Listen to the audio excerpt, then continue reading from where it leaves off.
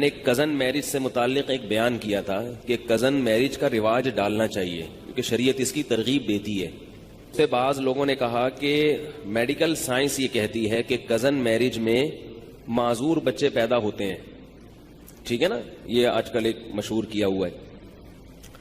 اور بعض لوگوں نے یہ بھی کہا کہ مفتی صاحب کی میڈیکل سائنس پہ ریسرچ نہیں ہے, اگر ان کی ریسرچ ہوتی تو یہ بات نہ کرتے. ایسا نہیں ہے, مجھے پتا ہے کہ ڈاکٹر یہ کہتے ہیں کہ کزن میں نکاح سے بچے معذور پیدا ہوتے, مجھے پتا ہے. پھر بھی میں کہتا ہوں کہ کزن میرج کو رواج بول لو یار دینا چاہیے. باقی ڈاکٹر ایسا کیوں کہتے ہیں تو کہنے دیں, ڈاکٹروں کو کہنے دیں, اس سے کیا ہوتا ہے. باقی ساری باتیں ڈاکٹروں کی مانتے ہیں آپ تو کہنے دیں ڈاکٹر کو, کچھ بھی نہیں ہوتا. چچا زاد, پھوپھی زاد, خالہ زاد, مامو زاد, یہ ان بہنوں سے, جو بہن ہے نہیں حقیقت میں لیکن مجازن بہن کہا جاتا ہے قریبی رشتے کی وجہ سے, ان میں نکاح کو رواج دینا چاہیے. اس میں بہت سارے فضائل ہیں اس کے. پہلی بات, قرآن مجید نے الگ سے پروٹوکول دیا ہے ان 4 رشتوں کو. جہاں اللہ نے نکاح کو حلال کیا نا, نبی کو کہا کہ ہم نے آپ کے لیے بہت سی عورتیں حلال کی ہیں, ان میں اللہ نے الگ سے ان 4 عورتوں کا ذکر کیا. وبنات عمک, اے نبی آپ کے لیے آپ کی پھوپھی کی بیٹیاں بھی حلال, یعنی آپ کے چچا کی بیٹیاں بھی حلال. وبنات عماتک, اور آپ کی پھوپھی کی بیٹیاں بھی حلال. وبنات خالک, اور آپ کے ماموں کی بیٹیاں بھی آپ کے لیے حلال. وبنات خالاتک, اور آپ کی خالہ کی بیٹیاں بھی. تو ان کو الگ سے ہائی لائٹ کیا جا رہا ہے. کوئی تو حکمت ہوگی نا, یہی کہ بھئی یہ تو ہے ہی, ہمارے حضرت فرمایا کرتے تھے کہ یہ تو رشتے اللہ نے پیدا ہی شادی کے لیے کیے ہیں. جو رشتے اللہ نے پیدا ہی شادی کے لیے کیے ہوں, کیا ان کو اللہ لنگڑے لولے بچے پیدا کرنے کے لیے کرے گا؟ ہے بھائی, کیا ہو گیا؟ وہ اس لیے پیدا کرے گا تاکہ لنگڑے لولے بچے پیدا ہوں, ایسا تھوڑی ہوگا. دوسرا مسئلہ یہ ہے کہ ان میں نکاح میں ایک اور فائدہ ہے, صلہ رحمی. رشتہ داری کیا ہوتی ہے بولو نا, مضبوط. اور رشتہ داری جوڑنا شریعت کا حکم ہے یا نہیں ہے؟ اتنی بڑی فضیلت, نماز روزے کی طرح فرض ہے رشتہ داری جوڑنا. اس سے رشتہ کیا ہو جاتا ہے؟ بہت مضبوط. نبی صلی اللہ علیہ وسلم رشتہ جوڑنے کا بڑا خیال کیا کرتے تھے, بہت خیال. تیسرا فائدہ اس میں یہ ہے کہ شریعت میں لڑکی کا جو نکاح ہے اس میں اس کا اہتمام کیا گیا ہے کہ غیر کفو میں نہ ہو. غیر کفو کا مطلب ہے کہ لڑکا لڑکی کے پیرلل یا اس سے برتر ہونا چاہیے, اس سے کمتر نہیں ہونا چاہیے, خاندانی لحاظ سے خاص طور پہ. بھائی جس خاندان سے لڑکی کا تعلق ہے, لڑکا ویسے ہی خاندان سے بلونگ کرتا ہو. کرتا تو اردو میں ہی ہوگا لیکن آج کل انگلش میں کیا کرتا ہو, وہ بلونگ کرتا ہو. کس خاندان سے؟ ایسے خاندان سے جو لڑکی کے برابر ہو یا اس سے افضل ہو, اس سے نیچے نہ ہو. اسلام میں ذات پات کا فرق نہیں ہے, لیکن نکاح کے لیے اس کا خیال کیا گیا ہے کہ لڑکی اونچے خاندان سے کسی کمتر لوگوں میں نہیں جانی چاہیے, ورنہ کس کا نقصان ہے بولو نا, لڑکی کا نقصان. کیونکہ لڑکی نے ماتحت بننا ہے نا شوہر کے, تو ماتحت ایسے ہی شخصیت کے بنا جاتا ہے جو آپ ذہنی طور پر اس کو اپنے سے برتر مان رہے ہو. اگر وہ بھنگی چماروں میں چلی گئی, بڑے اونچے خاندان سے چلی گئی, کہاں؟ بھنگیوں کے خاندان میں, اور آپ کہیں کہ چونکہ وہ بھنگی مسلمان ہے, کلمہ پڑھتا ہے, تو کوئی بات نہیں, ٹھیک ہے کلمہ پڑھتا ہے, مسلمان ہے, چاہے جو بھی ہو, لیکن لڑکی ذہنی طور پر اپنے شوہر کو اپنے سر کا تاج نہیں بنائے گی, اطاعت نہیں کرے گی. اس کو برتری کا احساس ہوگا, میں اونچی اور یہ کیا, میں اس کی کیوں مانوں. اس سے طلاق کا ریشو بولو نا بھائی بڑھے گا, اور نہیں بھی طلاق ہوگی تو پھر ایک مصیبت ساری زندگی, ایک ٹینشن. تو یہ جو چچا زاد, پھوپھی زاد, خالہ زاد, مامو زاد بھائی کے رشتے ہیں, یہ سارے کفو ہوتے ہیں خاندانی اعتبار سے. ان میں کوئی بھی خاندانی اعتبار سے غیر کفو بولو نا بھائی نہیں. تو شریعت میں جو کفو کی تلاش ہے وہ کیا ہو جاتی ہے؟ آسان. بھئی یہ تو اپنے ہی خاندان کا ہے, تو خاندان کی تو اب بات ایک پوائنٹ تو کم ہو گیا نا. جو بھائی کتنے نمبر لگائے جاتے ہیں نا, کیا کیا دیکھا جاتا ہے, تو ایک نمبر تو شریعت نے حل کر دیا نا کزن میرج کے ذریعے. اب اس کی تو تحقیق کی ضرورت ہی نہیں ہے خاندان میں, خاندان تو یہ ہے نا, جو تم ہو وہی ہے. کیا خیال ہے؟ اور 5واں فائدہ, 4 فائدے بیان میں 3 بتائے. 3 بتائیں آپ لوگ تو نمبر تو یاد کر لیں کم از کم. چوتھا یا پانچواں رکعتیں جب ہم بھول جاتے ہیں نا نماز میں 4 پڑھی ہیں کہ 5 پڑھی ہیں, تو شریعت کہتی ہے 4 سمجھو اور قاعدہ بھی کرو, اس لیے کہ نہیں بھول جاتے ہیں کہ 3 پڑھی ہیں یا 4 پڑھی ہیں. تو شریعت کا مسئلہ یہ ہے کہ جب نماز میں آپ بھول جائیں کہ 3 پڑھی ہیں کہ 4 پڑھی ہیں, تو آپ اس کو فرض کریں گے 3, لیکن تیسری رکعت کے بعد قاعدہ بھی کریں گے کیونکہ ہو سکتا ہے کہ یہ کون سی ہو, چوتھی ہو, اور پھر ایک اور رکعت کے لیے کھڑے ہو جائیں گے جو یا تو چوتھی ہے یا 5ویں ہے. کھڑے اس لیے ہوں گے کہ اگر وہ 3 ہوئی تھی تو پھر چوتھی ہو جائے, اور اگر 4 ہوئی تو 5ویں کیا ہو جائے گی, گریبی. اب نماز میں گریبی لگانا جائز نہیں ہے, تو اس کا شریعت نے حل یہ رکھا کہ آپ 5ویں کے لیے کھڑے ہوں اور آخر میں سجدہ سہو کر لیں. کیا خیال ہے بھائی؟ تو اگر وہ 4 تھی تو پوری 4 ہو گئی, اور اگر 5 تھی تو گریبی جو آپ نے اضافی لگائی اس کی پینلٹی کس سے ہو گئی, سجدہ سہو سے ہو. اسی کو حدیث میں کہا ہے فَلْيَبْنِ عَلَى الْأَقَلِّ, حدیث میں آتا ہے کہ جس کو نماز میں شک ہوا نا 3 پڑھی ہیں کہ 4 پڑھی ہیں, تو وہ عقل سمجھے, کم سمجھے اور اس پر بنا کرے آگے. تو ہم نے کتنے نمبر لگائے ہیں, 3 ہے یا 4, تو ہم 3 پہ سجدہ سہو کر لیں گے آخر میں, ٹھیک ہے. چوتھا نمبر کیا ہے کہ جو چچا زاد, پھوپھی زاد, خالہ زاد, ماموں زاد رشتے ہوتے ہیں ان کو بچپن سے دیکھا بھالا ہوتا ہے, جوا نہیں کھیل رہا ہوتا انسان. آج کل جو نکاح ہو رہے ہیں نا وہ جوئے ہیں, جوئے. اچھا نکل گیا تو نکل گیا, نہیں نکلا تو پتہ ہی نہیں کیا نکلتا ہے پھر وہ, کیونکہ کسی غیر کے بارے میں پورے طور پر تحقیق کرنا ممکن نہیں ہے. بعض لوگ میرے پاس بھیج دیتے ہیں کسی کو, والدین نا میرے پاس بھیج دیتے ہیں کہ اس نے ہماری بیٹی کے لیے رشتہ بھیجا, مفتی صاحب ذرا اس کو دیکھیں کیا ہے. تو وہ نہا دھو کے شیمپو لگا کے بڑے تمیز سے آتا ہے میرے پاس, ٹھیک ہے, نہا دھو کے شیمپو ویمپو لگا کے خوشبو میں, اور ایسا لگتا ہے کہ میرا دل چاہ رہا ہوتا ہے کہ میں اس سے بیعت ہو جاؤں. اب کیا پتا کہ یہ حقیقت میں ایسا ہے یا نہیں ہے بھائی, کو پتہ چلا سکتا ہے. آپ کہہ سکتے ہیں اس کے آفس سے پتا کرو, آفس فون کر کے پوچھا ہاں بھائی صحیح ہے, تو ہو سکتا ہے باس کے سامنے صحیح ہو, وہاں تو ڈنڈا ہے نا باس کا, جہاں ڈنڈا ہوتا ہے وہاں تو سب صحیح ہوتے ہیں بھائی. تو گھریلو زندگی کیسی ہے اس کا پتہ چلانا بہت مشکل.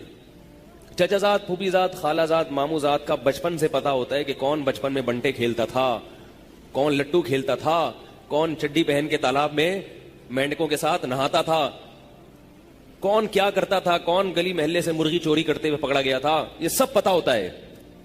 خوبیاں بھی پتا ہوتی ہیں اور بولو نا خامیاں بھی پتا ہوتی, سب پتا ہے. تبھی لوگ سب کچھ نہیں بتاتے اپنے بارے میں, کہتے ہیں نا کہ سب بتا دوں تو ہاتھ پاؤں کٹوا دوں. تو ان کا پہلے سے سب کچھ پتا ہوتا ہے. تو اب اگر ان میں خامیاں بھی ہیں تو پہلے سے پتا ہوتی ہیں کہ یہ ہے, لہذا پہلے سے برداشت کرنے کا تحمل ہوتا ہے کہ بھئی یہ تو ہے. کزن میرج کا یہ فائدہ ہے, چچا زاد بہن ہو یا چچا زاد بھائی ہو, پہلے سے پتا ہے. تو کتنے فائدے ہو گئے, 4 فائدے ہو گئے. اور بھی بہت سارے فائدے ہیں اس کے, اگر میں گنوانا شروع کروں تو اور بھی یاد آئیں گے مجھے. یہ 4 بھی ابھی صرف بیٹھے بیٹھے سرسری غور سے یاد آئے, ورنہ اور بھی فائدے ہیں. پھر آگے نسل جو پیدا ہوتی ہے نا اس میں بھی بڑے فائدے ہیں, بڑے فائدے ہیں. اس میں دونوں کے مفاد ہوتے ہیں. جو رشتے ہیں لڑکی اور لڑکے کے ابا اور اماں کے جو رشتے ہیں وہ دونوں طرف سے ہوتے ہیں, لہذا دونوں ان رشتوں کی پاسداری کرتے ہیں. آپ نے شادی کر لی یہاں سے امریکہ میں, تو امریکہ والی کے ننیال وہ ادھر ہے اور آپ کا جو رشتہ ہے وہ ادھر ہے, تو ان سے آپ کا کوئی تعلق نہیں اور ان سے ان کا کوئی تعلق نہیں, تو مشترکہ مفاد نہیں ہوتے. پھر ایک اہم فائدہ 5واں نمبر وہ یہ ہے کہ اگر اختلافات ہوتے ہیں میاں بیوی میں, دونوں خاندان بیٹھ جاتے ہیں, کیونکہ ان رشتوں کے ٹوٹنے میں دونوں خاندانوں کا نقصان ہوتا ہے. تو جوڑنے کی کوشش کون کرتا ہے, دونوں خاندان کرتے ہیں. کیا ہو گیا, کتنی واضح بات ہے نا, دونوں خاندان جوڑنے کی کوشش کرتے ہیں. تو اگر اتنے سارے مفادات اس میں ہیں تو اگر ایک لنگڑا پیدا ہو بھی جائے تو برداشت کر لو. کیا خیال ہے, اول تو ہوگا نہیں انشاءاللہ, کچھ نہیں ہوتا. بالفرض اگر اتنے سب ہونے کے باوجود ایک لنگڑا پیدا ہو جائے تو چلتا ہے, لیکن ایسا ہوتا نہیں ہے. اب میں سائنس کی طرف آتا ہوں, میڈیکل سائنس کیا کہتی ہے, تاکہ یہ ٹاپک جب چھیڑا ہے تو مکمل ہو جائے نا. میڈیکل سائنس یہ کہتی ہے کہ اس میں معذور بچے پیدا ہونے کا امکان زیادہ ہے. مجھے نہیں پتا یہ تحقیق صحیح ہے غلط ہے, آپ فرض کر لیں کہ صحیح ہے. صحیح ہوگی جب ڈاکٹر کہہ رہے ہیں, کچھ تو دیکھا ہوگا انہوں نے. کیا خیال ہے؟ کچھ دیکھا ہوگا, کچھ ریسرچ کی ہوگی. تو یاد رکھیں کہ شریعت میں ایسے اسباب جن پر نتیجہ مرتب ہونے کا امکان بہت کم ہوتا ہے. تھوڑی گاڑی اردو استعمال کر رہا ہوں, پھر اس کی وضاحت کروں گا آسان زبان میں. ایسے اسباب جن پر نتیجہ مرتب ہونے کا امکان بہت کم ہوتا ہے, شریعت میں ان اسباب کو لفٹ کرانے کی اجازت نہیں ہے, اور اس کو توکل کے خلاف سمجھا گیا ہے. بعض اسباب ایسے ہوتے ہیں جن پر نتیجہ مرتب تو ہوتا ہے مگر لاکھوں میں ایک یا ہزاروں میں ایک, تو شریعت کہتی ہے ان اسباب کی طرف توجہ مت دو ورنہ وہمی بن جاؤ گے, کیونکہ شریعت میں توہم پرستی کی اجازت نہیں ہے. اب ڈاکٹر کی تحقیق اگر صحیح بھی ہے تو مشاہدہ یہ کہتا ہے کہ یہ اکثر نہیں ہوتا, ہزاروں میں کوئی ایک ہوتا ہے. تو یاد رکھو, ہزاروں میں ایک لنگڑا بچہ یا ایک بچہ معذور پیدا ہونے کا امکان اگر کنزن میرج میں ہے, تو یہ ہزاروں میں ایک میں معذوری کا امکان کے تو اور بہت سارے اسباب ہیں جو اس سے بھی زیادہ قوی ہیں. ایکسیڈنٹ کے ذریعے بچوں میں معذوری کا امکان کزن میرج سے زیادہ ہے. نہیں یاری بات. بیماریوں کے ذریعے, عام بیماریوں کے ذریعے بچوں میں معذوری کا امکان کزن میرج کے امکان سے زیادہ ہے.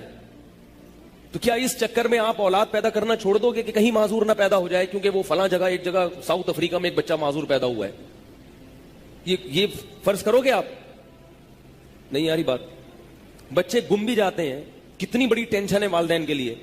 لاکھوں میں ایک بچہ, 2 لاکھ 10 لاکھ میں ایک بچہ گمتا بھی ہے. گمتے ہیں نا بچے, بعض دفعہ اغوا ہو جاتے ہیں. اس چکر میں آپ اولاد پیدا نہ کرو کہ کہیں اغوا نہ ہو جائے, تو شریعت آپ کو کہے گی وہمی. کیا کہے گی؟ پاگل ہے, وہمی ہے, سٹھیایا ہوا ہے.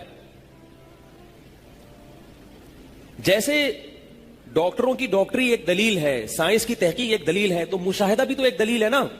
ہم دیکھ رہے ہیں کہ بچوں کو آپ صبح وین میں بٹھاتے ہیں, گاڑی میں, کنوینس میں, بعض دفعہ ان گاڑیوں کا ایکسیڈنٹ ہو جاتا ہے, اور یہ بہت ہوتا ہے کیونکہ صبح صبح ڈرائیور جو ہے نا, جو بچوں کو کی وین لے کر اسکول جاتے ہیں, وہ بہت اسپیڈ سے بھگاتے ہیں, اور ایسے کئی کیسز ہوئے ہیں. لیکن ہزاروں وین میں سے کوئی ایک وین ہوتی ہے جس کا ایکسیڈنٹ ہوتا ہے. آپ اس احتمال کی وجہ سے کیا بچے کو اسکول بھیجنا چھوڑ دیتے ہو؟ ظاہر ہے یہ رسک لینا پڑتا ہے بھائی, یہ تو ہوتا ہے. تو جتنا امکان بچے کے ایکسیڈنٹ ہونے کا ہے, اس سے بھی کم امکان کزن میرج کے نتیجے میں معذور بچہ پیدا ہونے کا ہے. ایک بات تو یہ. دوسرا, کزن میرج کے نتیجے میں اگر معذور بچہ بالفرض پیدا ہوا تو یہ بھی یقینی نہیں ہے کہ یہ کزن کی وجہ سے ہوا ہے یا ویسا ہی ہوا ہے. لیکن جو وہمی لوگ ہیں وہ اس کو کس کھاتے میں ڈال دیں گے؟ کزن میرج کے. تو بھائی انگریزوں کا حساب کتاب الگ ہے, وہ اللہ کو نہیں مانتے. اللہ پہ توکل کیا ہوتا ہے اس لفظ سے وہ آشنا نہیں ہے. وہ تو احتیاط کے قائل ہیں, تو احتیاط میں وہ اتنے پاگل ہو جاتے ہیں کہ مائیکل جیکسن نے ہاتھ پہ کیا باندھے ہوئے تھے؟ دستانے, تاکہ کسی کے جراثیم میرے ہاتھ پر نہ لگیں. اب آپ مائیکل جیکسن کو سمجھا سکتے ہو کہ ہاتھ اتار کے مسافہ کیا کرو؟ وہ بھی دلیل دے گا کہ میڈیکل سائنس یہ کہتی ہے کہ جراثیم ہاتھ کے ذریعے ہاتھ میں ٹرانسفر ہوتے ہیں, اور اس کی رپورٹیں پیش کر دے گا وہ. تو آپ کے پاس کیا جواب ہوگا؟ وہ کہے گا بھائی فلاں سن میں 1920 میں یو کے میں ایک آدمی نے کسی کو ہاتھ ملایا تھا, رپورٹ یہ کہتی ہے, تو جراثیم اس کے ٹرانسفر ہوئے تھے اور وہ مر گیا تھا.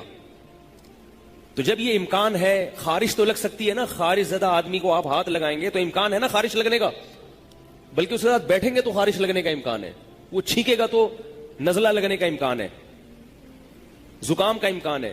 تو کیا ان امکانات کی وجہ سے مسافہ کرنا مسلمان چھوڑ سکتا ہے؟ اور گرین والے عید کے دن 3 دفعہ گلے ملنا چھوڑ سکتے ہیں؟ ہے بھائی, فیضان مدینہ والے عید کے دن 3 دفعہ گلے ملتے ہیں. تو کیا وہ یہ مان لیں گے یہ بات کہ بھائی مائیکل جیکسن تو گلے ملنا تو دور کی بات, وہ تو ہاتھ ملانے سے پہلے ہاتھ پہ کپڑا چڑھا رہا ہے, ذرا سے اس کے سامنے کوئی مائیکل جیکسن کے سامنے اگر چھینک دے نا, یہ دائرہ اسلام سے خارج ان کے نظر میں. یعنی جو ہاتھ ملانے پر آمادہ نہیں ہے اس کے سامنے آپ اگر چھینک دیں گے تو وہ تو آپ کا بیڑا غرق کر دے گا, بولے گا میں تو کب سے احتیاط کر رہا ہوں اور چھینک رہے ہو. تو میڈیکل سائنس تو یہ بھی کہتی ہے, لیکن شریعت اس کو کیا قرار دیتی ہے؟ توہم پرستی. شریعت کہتی ہے وہ 1901 میں ایک آدمی نے فلاں سے مسافہ کیا تھا تو مر گیا تھا, 1901 سے اب تک کروڑوں لوگ کروڑوں سے گلے مل رہے ہیں اور نہیں مر رہے. तो इन करोड़ों को देखोगे या 4-6 वाकयात को देखोगे? तो भाई समझ लो क्या कहना चाह रहा हूं मैं। वीडियो के नीचे सब्सक्राइब के बटन पर क्लिक करें, बेल के आइकॉन पर क्लिक कीजिए ताकि हर नई वीडियो की नोटिफिकेशन आपको मिल जाए, और थम्स अप का बटन दबाकर इस वीडियो को लाइक करें।